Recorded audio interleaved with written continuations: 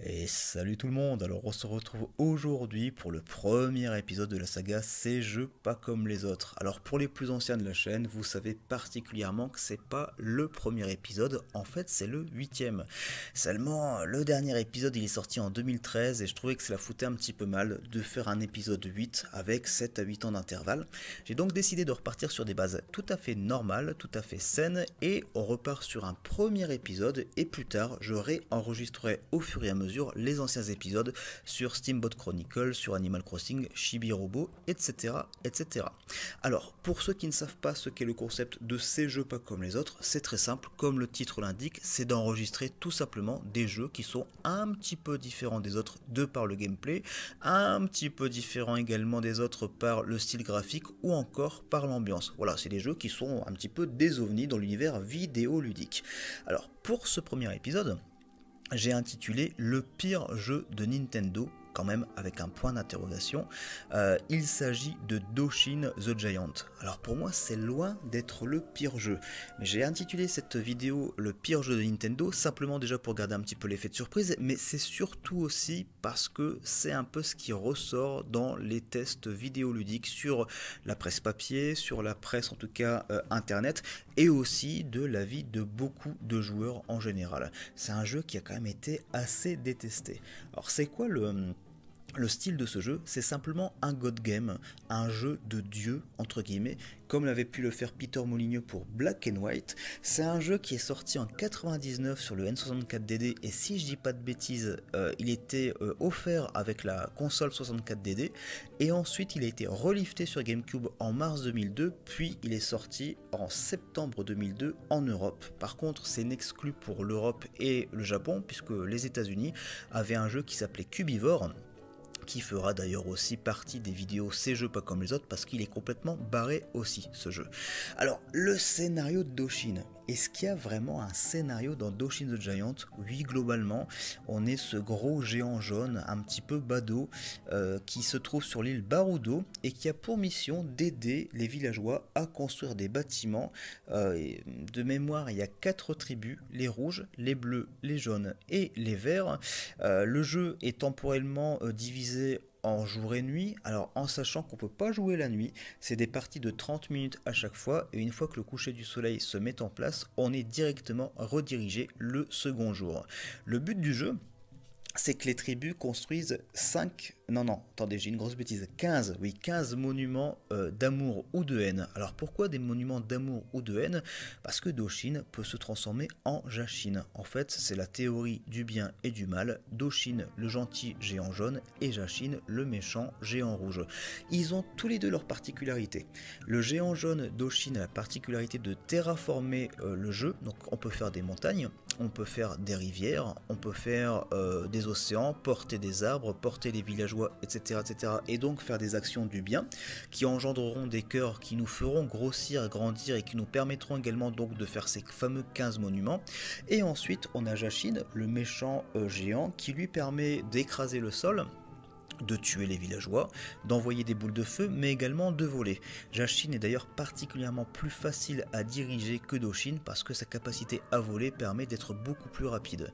Il y a quelque chose qui est intéressant dans ce jeu-là, c'est qu'il se passe rien en fait, et beaucoup de monde ont détesté ce jeu parce que justement le gameplay est très pauvre. Moi je trouve que c'est un jeu qui est particulièrement contemplatif. Alors vous allez me dire pourtant il est forcément pas très beau ce jeu, mais il y a une ambiance, il y a un univers, il y a une cohérence presque finalement assez poétique. C'est le genre de jeu où on y joue sans vraiment réfléchir, où on pense beaucoup, où on aime bien en tout cas se promener, finalement en écoutant un petit peu les oiseaux, en regardant les villageois construire leurs monuments et leurs bâtiments, et je trouve ça particulièrement moi attrayant. Mais encore une fois, vous me connaissez maintenant depuis plus de 10 ans, j'ai des goûts qui sont très particuliers en termes de jeux vidéo, et ça c'est vraiment le type de jeu vidéo que j'apprécie beaucoup.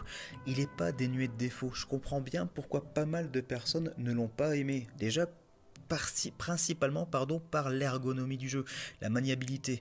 Doshin est super lourd à diriger, il est lent, il se casse la figure pour un rien, il pivote maladroitement, c'est vrai que c'est un géant qui est vraiment très très chiant à gérer, et en plus de ça, c'est vrai qu'il n'a pas mille et une capacités à faire quoi que ce soit.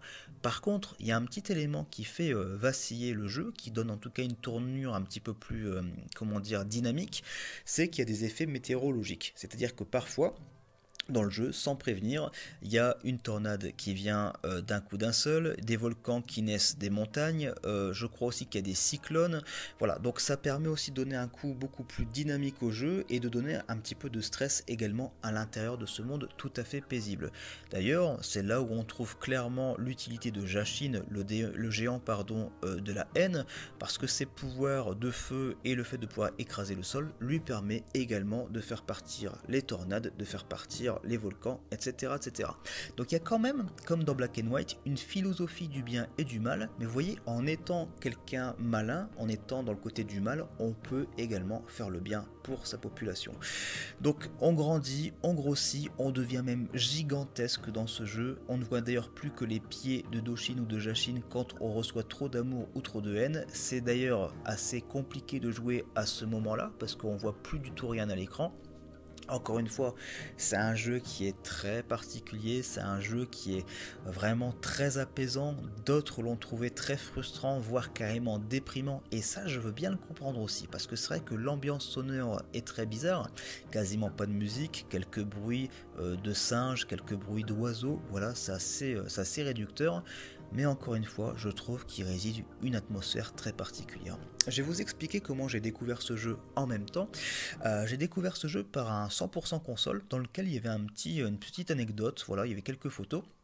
Et il nous disait voilà le style de jeu que les Japonais apprécient, et c'est pas le genre de jeu qu'on verra un jour sortir en France. Donc pour moi j'ai mis une croix dessus, je pensais vraiment qu'il n'allait pas sortir, et on se retrouve autour du 30 septembre, je m'en vais dans la ville de Douai, une ville dans le nord de la France, chercher un jeu dans la boutique Ultima, et qu'est-ce que je vois? Doshin 9 sous blister au prix de 30 €. En fait, ils avaient déjà prévu de ne pas réussir à le vendre et ils avaient fait un prix d'appel à un prix très faible, donc 30 €.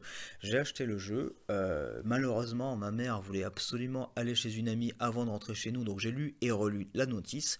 Arrivé chez moi, j'ai inséré le jeu dans la console et franchement, j'ai vraiment adoré ce jeu. D'ailleurs, je me souviens très bien que l'été suivant, j'y jouais encore, et avec mes cousins, ce qu'on faisait, c'est que comme il n'y avait pas de mode multijoueur dans ce jeu, on choisissait chacun une tribu, et à l'aide du géant, on se passait la manette et on faisait avancer nos tribus chacun de notre côté.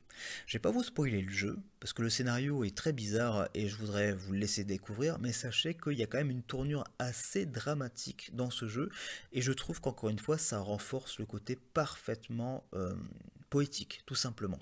Voilà, j'espère que vous avez apprécié cette courte vidéo. Certaines seront beaucoup plus longues, mais c'est vrai que finalement, quand on regarde bien, eh ben, il n'y a pas grand chose à dire sur ce jeu. C'est plutôt, encore une fois, de la douceur, de la contemplation, et c'est typiquement japonais. J'espère que vous avez apprécié ce premier épisode, et on se tient au courant pour la suite des aventures. Passez une bonne journée, à bientôt.